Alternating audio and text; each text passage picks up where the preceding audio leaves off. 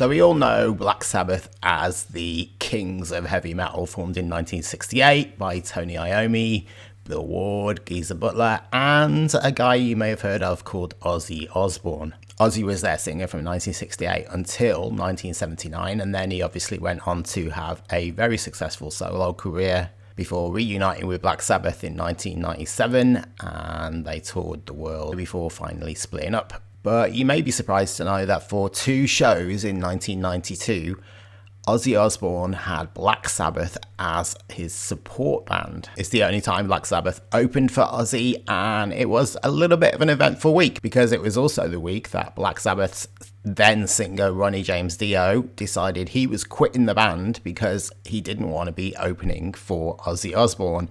He actually said, "I'm not supporting a clown," decided he wasn't going to do those shows, and he left the band at that point. And this was only a couple of days before the gigs opening for Ozzy. So what did Black Sabbath do? Well, they got another friend, another Birmingham metal legend, Mr. Rob Halford from Judas Priest, to stand in. These Ozzy Osbourne concerts were actually billed as his retirement shows, his final ever shows, although that turned out not to be the case. But as it was meant to be his retirement shows, Ozzy Osbourne's people, and notably his wife Sharon Osbourne, decided, let's get Black Sabbath to open, make it more of an event. And whereas the other members of Sabbath were happy to do the shows, Ronnie James Dio decided not to, and Rob Halford came in to take his place. In 1992, Rob Halford was no longer in Judas Priest. He'd left to pursue a solo career. He was also a massive Black Sabbath fan, of course, and apparently he only had 2 days to learn all of Black Sabbath's set lists before the gigs, but I guess if he was a fan, he probably knew quite a lot of them already. After these gigs, there were apparently a few rumours that Rob Halford was going to be the new frontman in Black Sabbath, but that obviously never came to pass. In history, we can find plenty of examples of huge bands that have been the support at smaller shows, but usually it means that they're on their way up and they're not that well known yet.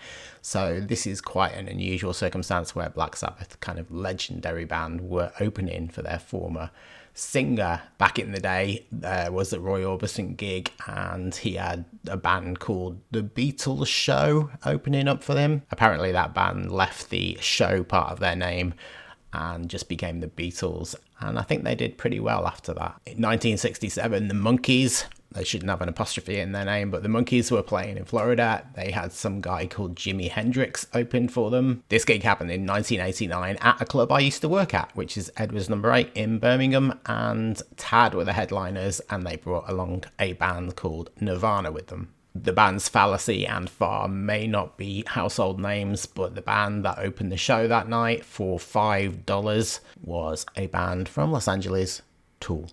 And more recently, the country band Rascal Flatts went on tour and brought along a rising star by the name of Taylor Swift. When Black Sabbath played, they missed out some of their best known songs, notably Paranoid and Iron Man. So I think a lot of people in the crowd that night thought, we're going to get a Black Sabbath reunion later on in the night with Ozzy singing those songs. Actually, Ozzy did do Paranoid. He started off his set with Paranoid, no less. And then the next night, the final night, fans got what they wanted, and there was a small Black Sabbath reunion at the very end where they played 4 songs: the song Black Sabbath, Fairies Wear Boots, Iron Man, and on that night they ended the set with Paranoid. Of course, by now we all know that Ozzy Osbourne did not retire in 1992. As it turned out, the reason for his decision that he might retire was a diagnosis of multiple sclerosis, but that turned out to be a mistake.